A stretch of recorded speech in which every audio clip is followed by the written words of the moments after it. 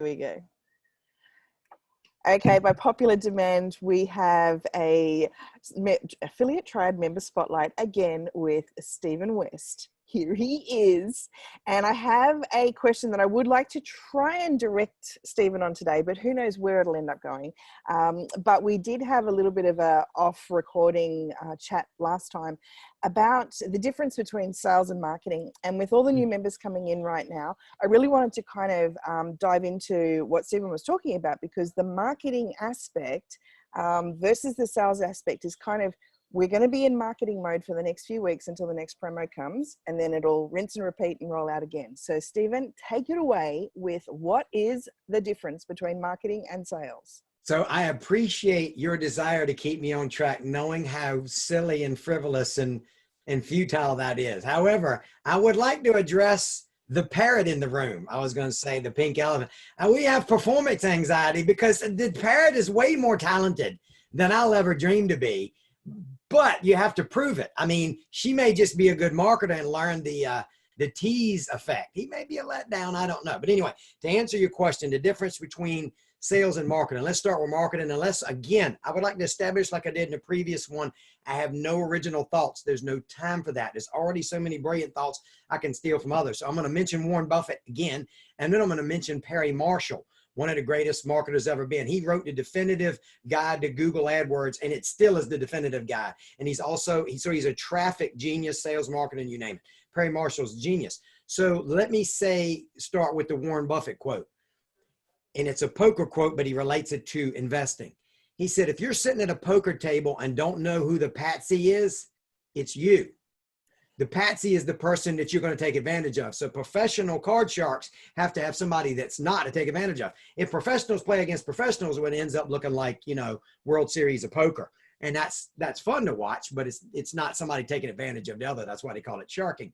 But so that's a poker analogy that also means if you go in an investment and don't know what you're doing, you're the patsy. And like Rich Dad told Robert Kiyosaki, and we'll tell all of us, if you ask, is so-and-so fill in the blank a good investment? I don't care what it is, stock, bonds, mutual funds, real estate, whatever. He would say, I don't know, are you a good investor? Because the vehicle don't matter. Your education, your knowledge matter, because money's always flowing. Like I've always lost a lot of money in the stock market, which meant somebody like Warren Buffett made it. It didn't get lost forever, right? I lost it and somebody else gained it. So back to Perry Marshall, and that's the best definition I've ever heard of marketing. He calls racking the shotgun. So he studied marketing under the least likely people you and I might think about marketing, which were professional gamblers. And so he went with this guy to Vegas, Las Vegas, like the hotbed of gambling, and he expected to go to Caesar's Palace or some name brand. No, he goes to the back street, off color ones, right? Because they got pit bosses and legitimate people in the big ones. He's looking for where he can run a game.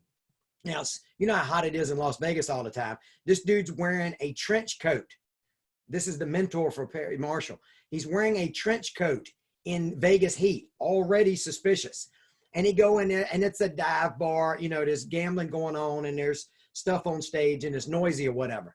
And he said, what are we here to learn? He said, the only way I can make money today is find out who the players are and who the patsies are. He said, and I've got a simple way to find out who they are. And inside of the trench coat was a sawed-off shotgun. Now, a shotgun makes a unique sound when you rack it.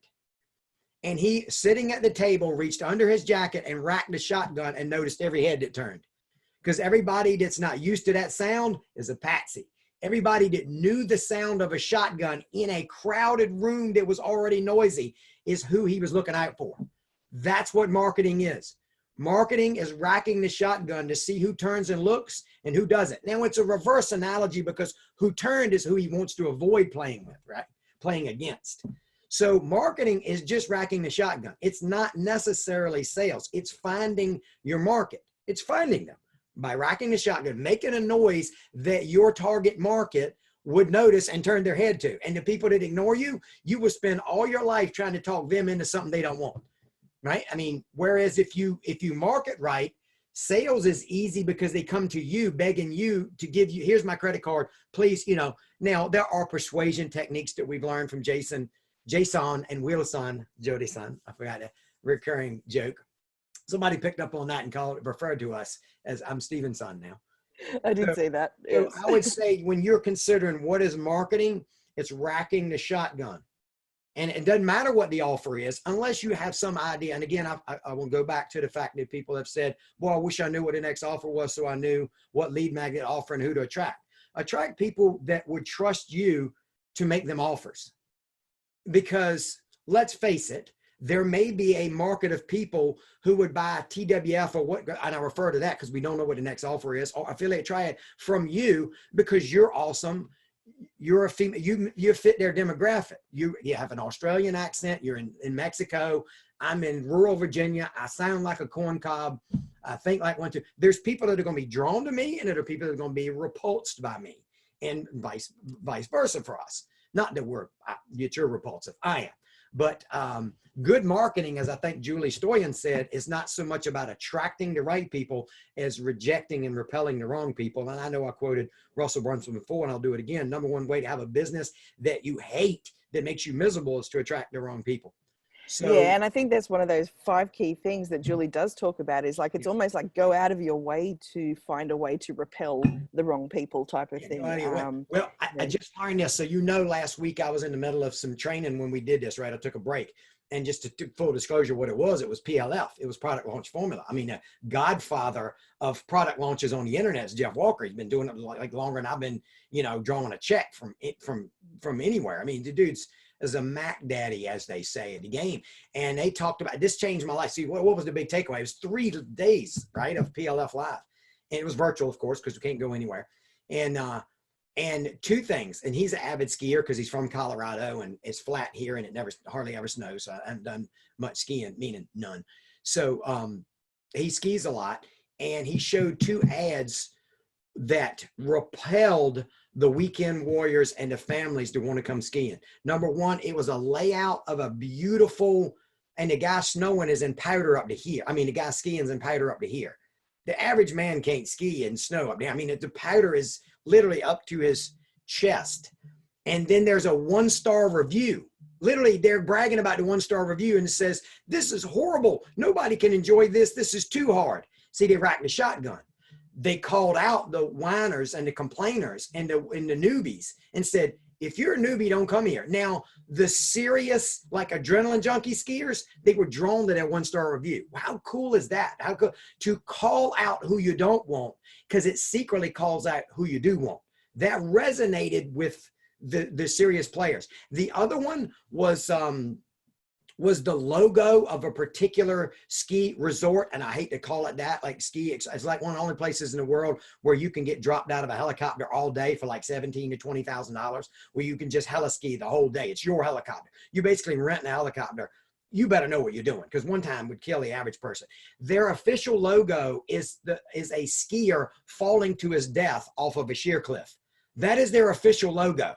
You're not going to load up the kids and go, hey, you want to learn skiing? Let's go where the official logo. It's not even written words. So you've got the 1-star review. So I'd say that's some of the best marketing ever, is repelling marketing. Yeah. You don't want, because it really, and it not only calls out who you do want, but it endears them to you. Because there's, like you said, what I was too polite to say, which is if you're a weekend warrior or a newbie or going to bring the kids here, go somewhere else. This ain't for you. This is okay. So when we spoke last time, you used the word prospecting as well. So it's like from the marketing aspect of prospecting through to the sales. And we had the interview with Ishan where he literally picked up the phone and was, segmenting his list and calling people and closing them. So that is the closing of sales. But with the prospecting side of things, how do you feel about the word prospecting? I know some people kind of go, ooh, that seems a bit funny. Right. Well, I may have said it before, and I'll say it again because some things bear repeating, at least if nothing else, the repetition reconfirms it for me, is prospectors don't close and closers don't prospect. The same human being that's wanting good, it nauseates them. I am a closer. I don't like trying to find out whether it's the right fit for some newbie or some tire kicker. I don't have the patience for tire kickers. So good marketing can be your prospecting, but good phone calls can be prospecting. So in another business that I'm in, I have people full time who make cold dials. I don't want to make cold calls. I can, and I have done it before, and I'll do it again. They make cold calls, and then they set up warm appointments with me. So they're already warmed up, and I'm closing them. and they had to go through a pre-screening to even qualify for my time, right? So I just don't like prospecting. Now I like marketing. Now, but sending a message, a shot across the bow, as we say, that's what Jeff Walker would call it. You send a shot across the bow, like racking the shotgun, and then look for whose heads turns. That's prospecting, but it's not one-on-one for me. It's not. So I'm not opposed to picking up the phone. I had Zoom calls. I did one-on-one Zooms. I did one-on-many Zooms to close people into TWF, and it worked. Interestingly, I closed more people that didn't even know me. That's how powerful the offer was. They didn't know me. It was somebody else's list. They maybe knew of me. I never had to get in contact with them personally. More people signed up for TWF that never heard of me or never engaged with me directly. That's just called, they walked in closed. That's people who woke up closed. There's some people like that, right? That buy every offer. Like Jason said, a buyer in motion tends to stay in motion. I'm an engineer. Yeah, but this is also why we've all joined Affiliate Triad, because that conversion aspect that Jason and Wilson bring to the table is what most of us will probably just spin our wheels on for many years in trying to get that right messaging, that right hook, that right everything. It takes years to master that. And we've just been handed this to be able to go, right, well, if we can get the right people to look at this conversion messaging, and then, yes, if we need to do some closing at the end, great. Right. So to continue the analogy of racking a shotgun, that's not the same for every market, because literally racking a shotgun in a seedy back casino, bar, dive bar, whatever, we don't take that to a bake sale or bingo, unless it's really rough bake sale or bingo. It's Vegas version, something else that would get somebody's attention. Like, the saying about how to get 99 old women to curse and one to holler yeehaws, say bingo. Somebody yell bingo, So yeah, I didn't make that up. Again, I have no original thought, but yeah, going to bingo hall and holler bingo or free bingo, something, I don't know. This is a way to rack the shotgun. So again, I get that people have some anxiety over, if only I knew what the offer was, but go back to a group. I stated in the group, if I gave you the perfect offer, would you even know who to offer it to and how to collect emails? Well, if you didn't know how to build a funnel that collected emails, you do now. They'll hand you the Kartra account. And I already had a Kartra because I already had a Kartra because I already had everything, as I told you, because I'm that guy. I'm that marketer that buys one of everything and two of the good stuff. And I had Kartra, was paying for it, and this forced me to double down on it and learn it and probably forsake all others, because it's hard to make money with a little bit over here and a little bit over there. And I saw some people, we just closed the cart. So some new people came in, Affiliate Triad. So it's like starting all over again. And they're asking, what's the next offer? What our offer is a lead magnet. That's almost more. And I know that Jason and Will are going to teach us some stuff around traffic and all that, but you got to figure out what shotgun you want to rack. Because if that story nauseates you, like you couldn't picture wearing a trench coat in Vegas with shotgun, then that's not you. I mean, that's not literally your market. But using the analogy, what sound could you make, literally and figuratively, sound you could make that would, because think about how much banner blindness is now. I mean, I read something recently, because I'm always looking at people's emails and how they're marketing to me, is remember when people used to actually stop in the feed and look at an interesting ad in Facebook? I mean, they're not fooled by, I don't think anybody's fooled by the sponsored ads at the top of Google versus what's organic. I don't know that anybody's, maybe a little old lady well, I love the way the number has increased. It used to be something like 7 touch points, in order to kind of get somebody's attention, even back from the TV commercial times. It's now like 23. 27. 27. Yeah. It's like, whoa, that means we're really grabbing for attention. And that's average, right? That's probably an average. Like 98.7% of all statistics are made up on the spot. And next time I say it, it'll be a different number because I made that number up. Is a 27 is an average of what? Like 80-20. That means some people, like some of the people that bought TWF because I sent them one email and they went and bought. They bought the first day I sent an email, and I told you I didn't even start when the live webinars were going. I started with a replay in the middle of the week because I'm lazy and stupid. And yeah, I said that. And they saw Jason's thing and he went and bought. That was one touch point. And all the people had to talk them, and then there were umpteen touch points that people just reported it as spam. Well, you opted in. It's not spam. It might have felt like spam because I emailed you 43 times the day the cart closed. But I learned that from Jason and Wilson, because email you the same thing, and they get their mama to email it. I think they got their mamas emailing for them, but that's just me. So, they're successful. I learned from them, but I lost. Well, there was actually one lady I spoke to who actually sold to a lady who had seen the TWF launch in January, and she was like, Yeah. the timing wasn't right then. And then she just happened to be Johnny on the spot. Right. Timing was right. Bang. Timing is everything, because literally I do real estate and I talk to people almost every day about real estate, and they still want 3 times the retail value of the home. Like, what world do they live in? And I always say, look, I'm not here to talk you into anything, but 30 million unemployed. Is the real estate market going to go up or down? It probably isn't going to go up. It may go sideways, but you're going to see supply go through the roof when 30 million people foreclose, when we can get back around to doing that. And I'm not doom or gloom. And then demand is going to go down because nobody can afford a house. What do you think? And I'm not trying to scare them. I'm just trying to be. So what I told a guy today that I was talking to about real estate, I said, I'm not trying to talk you into anything.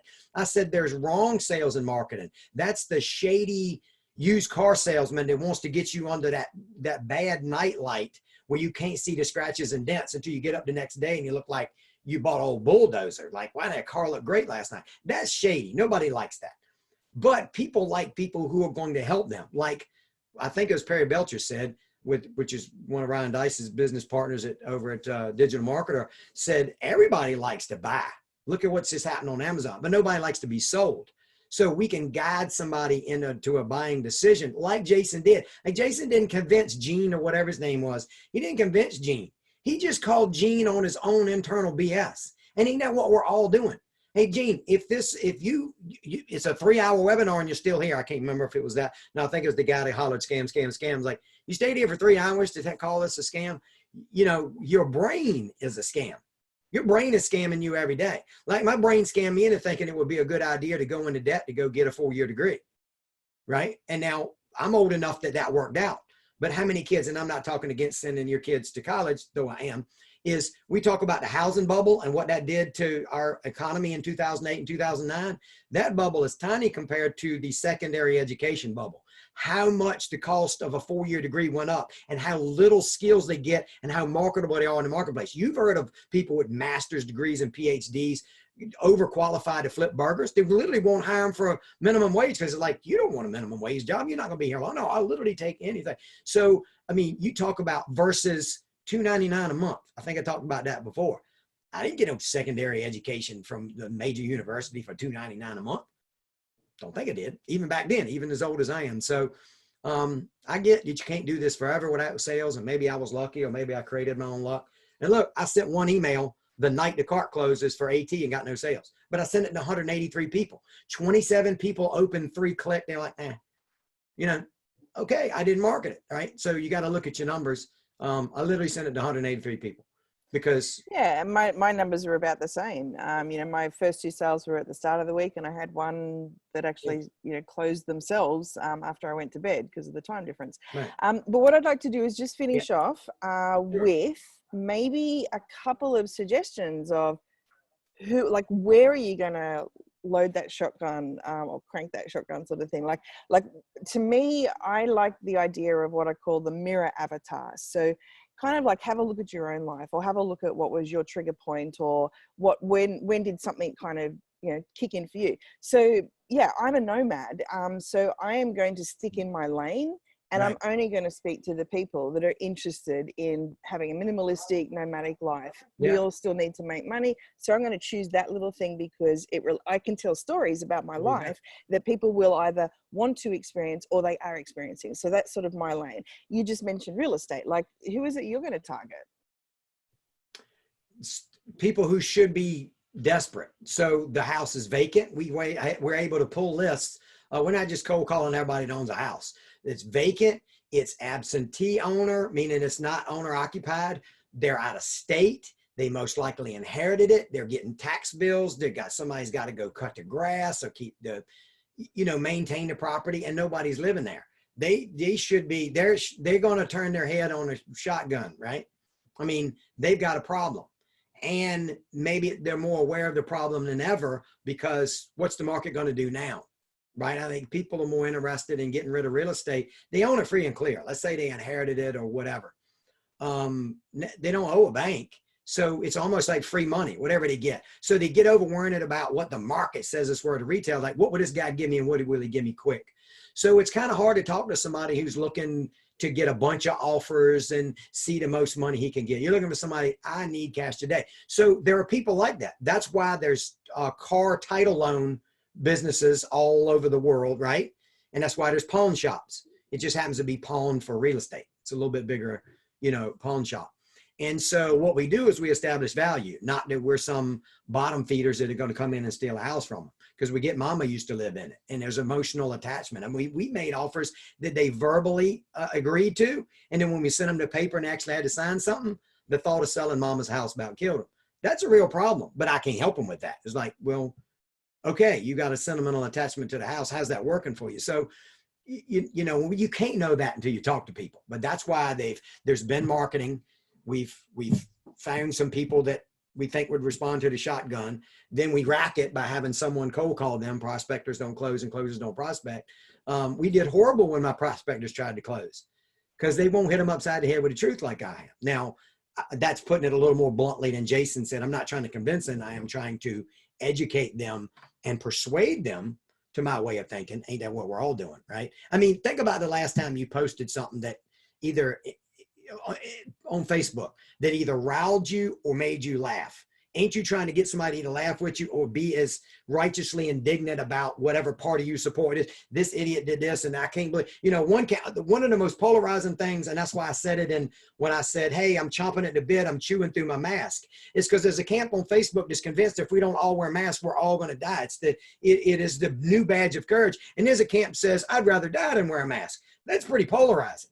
So we're not talking about Donald Trump or a political figure. We're talking about an inanimate piece of cloth strapped to your face, right? And there's the passionate people on one side of the discussion, passionate on the other. And there's people in the middle that like to play them against each other and have a little fun, right? And you're like, people, calm down.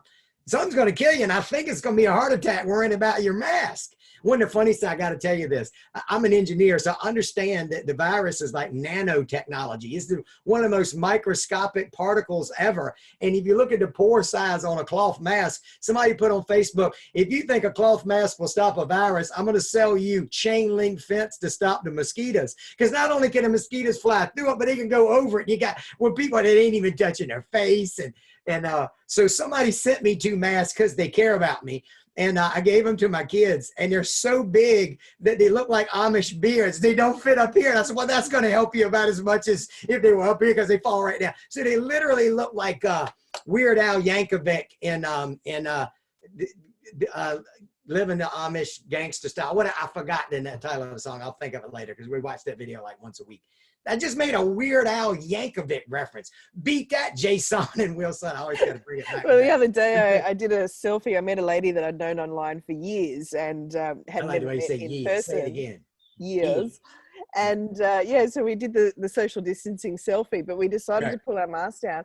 Mine's sitting around here. It looked like I had the mumps. It was just like sitting around my face. I literally posted something on Facebook today. And again, this goes back to why do you do it? And then I made a comment about why I did it because I don't always like to post stuff and go, there you go.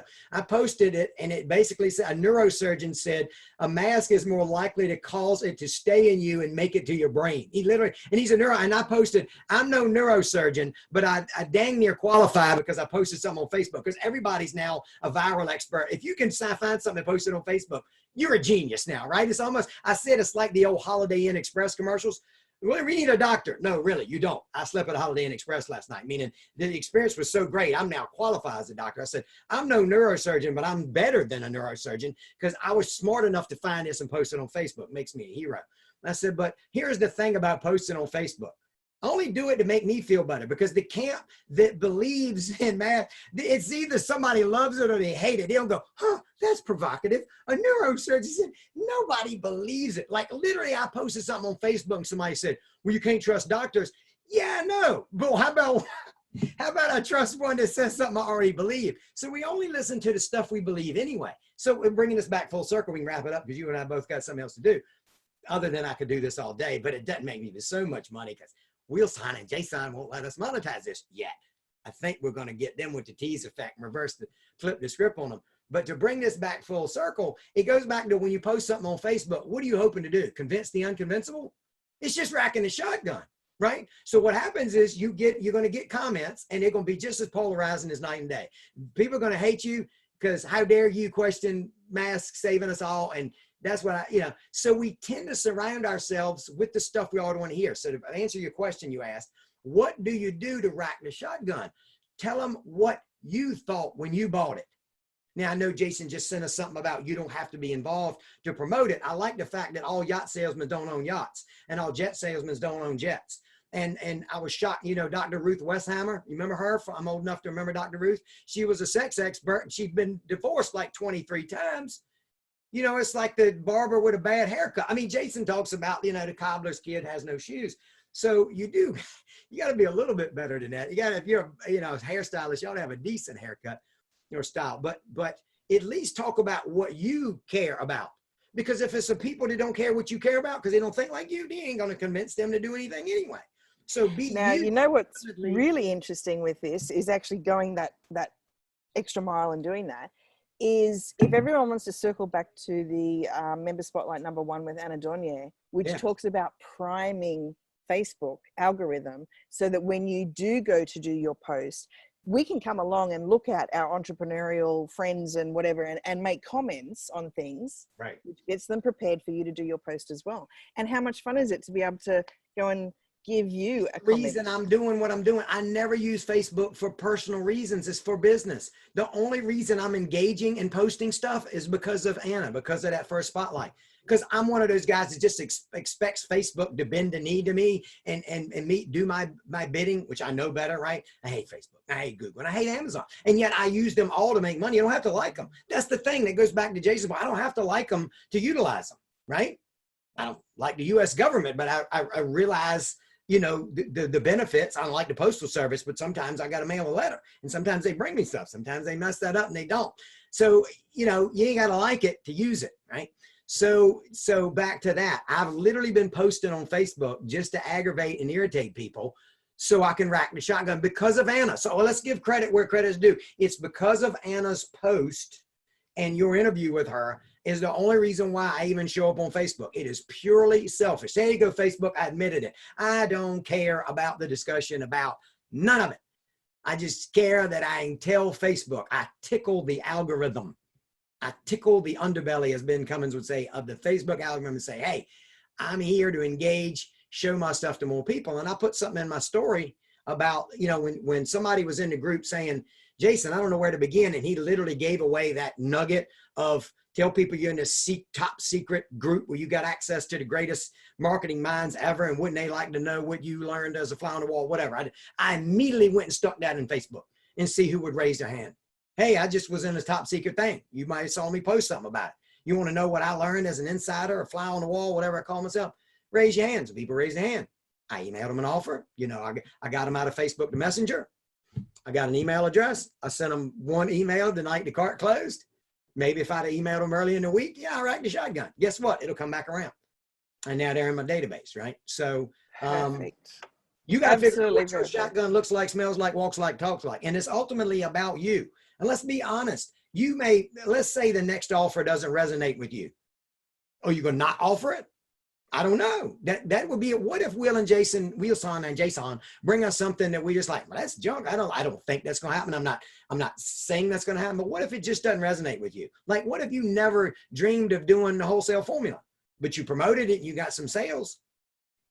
So then you can tell people, hey, if you just lost your job or lost your income because you owned a hair salon or barber shop or fill in the blank, the 30 million reasons why people don't have a job right now, or you had a real business and now it's not a real business anymore. I don't know. Here's a way you might be able to make some money. Take it or leave it, right? So I don't know how passionate you got to be about the offer to say, here's the zeros and the ones. Here's how it lines up for me. So there you go. Stevenson, thank you so much for your wisdom today. I had something else to do. Literally in a minute, I got to jump on another thing. You said you want to be quick. Nothing means quick. I don't know how fast I talk.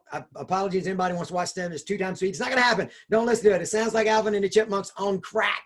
But thank you for keeping me on agenda. I wasn't as funny this time because I thought you wanted to cover some thing. But here, I can't not be funny. It's just who I am. But it wasn't pure comedy like before. And so maybe some people got something out of it. Maybe they didn't. I'm serious. Keep thinking of things. Now, some people asked me some questions in there. Hey, Stephen, what do you say about this? What do you say about that? It was not my intent because I'm not a typer. I'm a talker. I can't type this fast, is to address those in the future. So if you'll help me harvest what you think people will want to know, and then you just keep me on point the next time we do this. And yeah, this will become a thing. It will become a thing because we need to get more to the parrot to be able to feed back to us. I'm just here to bring in the parrot. I didn't know that. I'm the opening act for the parrot. I wouldn't know about the parrot. We wouldn't know about, say, hey, I gave Anna a bunch of credit, but let's be honest. We didn't find out about the parrot because of Anna. No, we found out about the parrot because of me. So you can thank me. And the parent's mum, Anita. Right. Well, there you go again, trying to be nice. Okay, thank you. Thank you, Anita. All right, Stevenson. Till next time. Till next time. Bye. Bye.